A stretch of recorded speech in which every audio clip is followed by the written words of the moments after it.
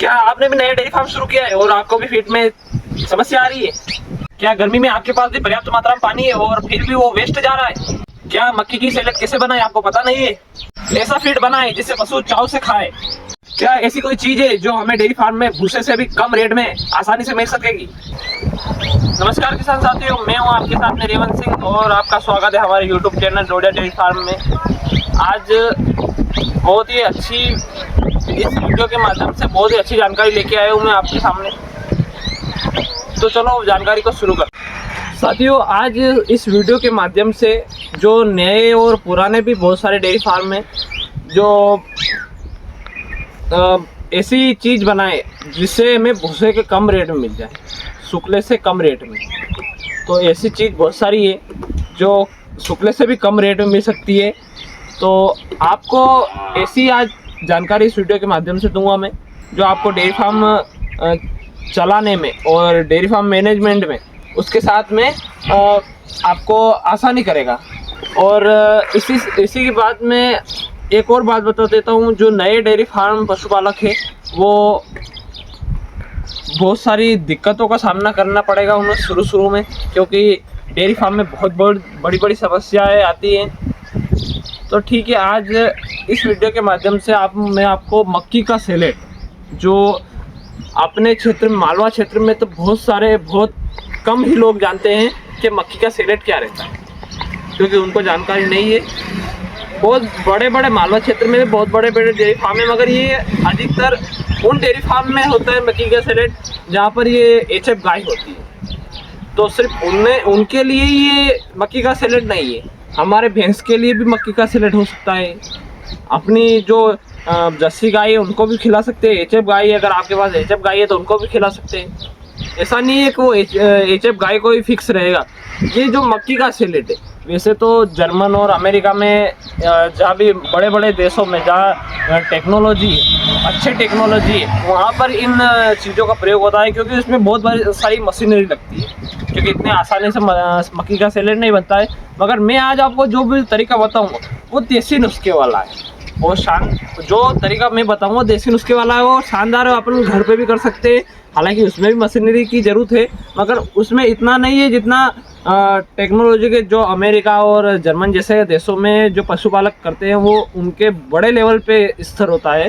हालांकि भारत में भी बहुत सारी अब वो मशीन मंगा चुके हैं लोग, क्योंकि बहुत ही उनका प्राइस बहुत ज़्यादा रहता है। करीबन 25 से 33 लाख की जो मशीनें रहती है वो उनसे बड़े स्तर लेवल पे 1000-2000 बीघा का जो मक्की का सैलेड बनाया जाता है। बड़े गोदामों को भरा जाता है मक्की के सैलेड से, क्योंकि उनको भूसे की ज़रूरत ही नहीं रहती।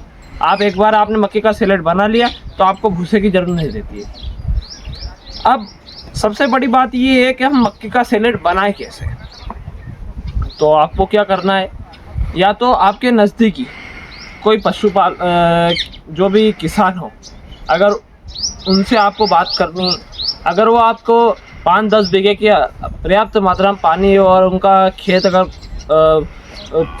वेस्ट पड़ा है, अगर कुछ काम नहीं है, मान लो जैसे बटले बोए और बटले निकाल दे, जिसके बाद उनके पास पर्याप्त पानी है और उनको कुछ खेती समझ नहीं आ रही, तो आप एक सुझाव दे सकते हो उनको।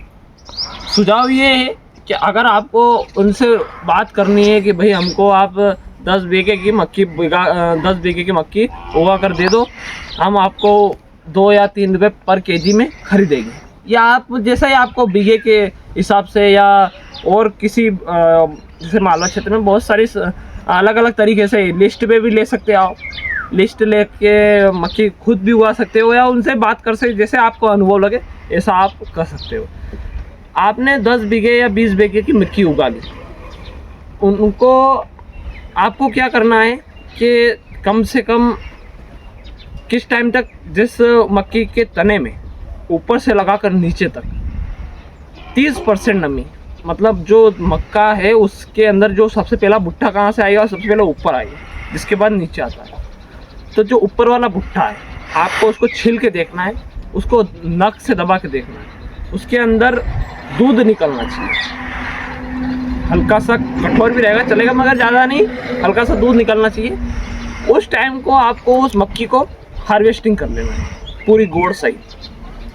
उसके अंदर भुट्टे भी रखने रहे। वो भुट्टे को ऐसा नहीं कि आप भुट्टा निकाल लो और फिर से मक्की तो वो आपका सेल बिगड़ जाएगा।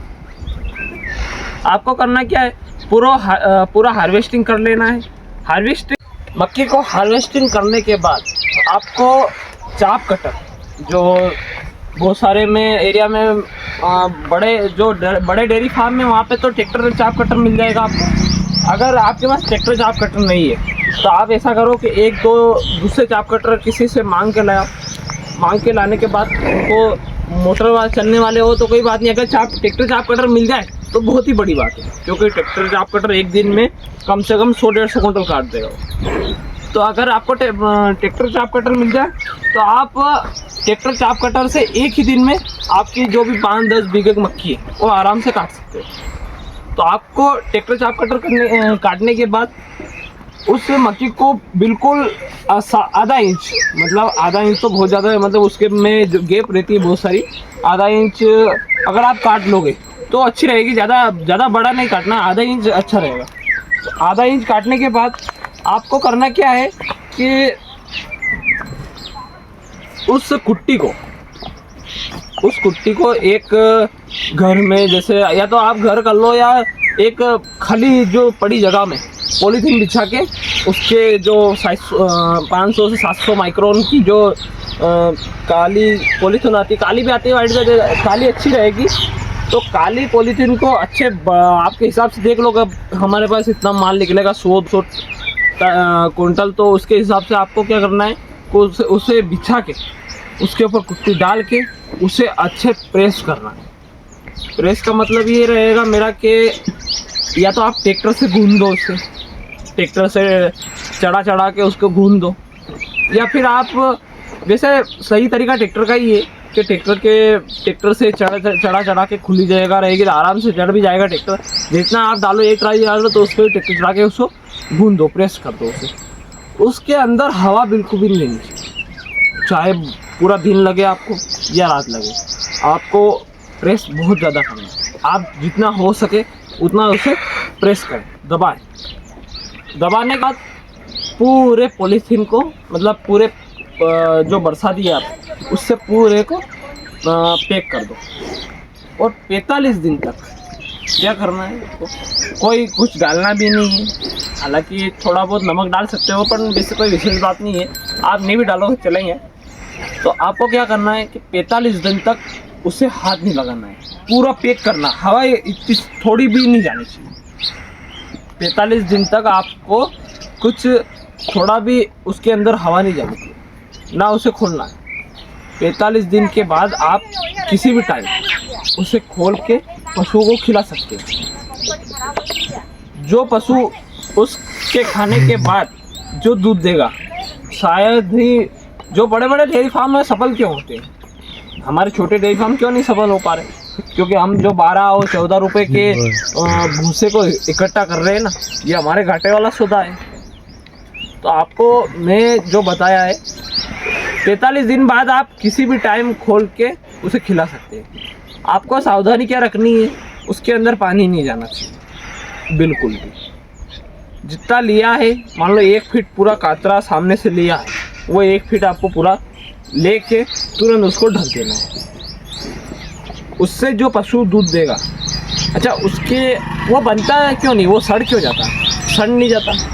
मान लो अगर अपन दूसरी जगह काट के रख देते तो उसमें बदबू आने लगती है, मगर उसमें तो कोई बदबू ना कोई दिक्कत कुछ भी नहीं आता है।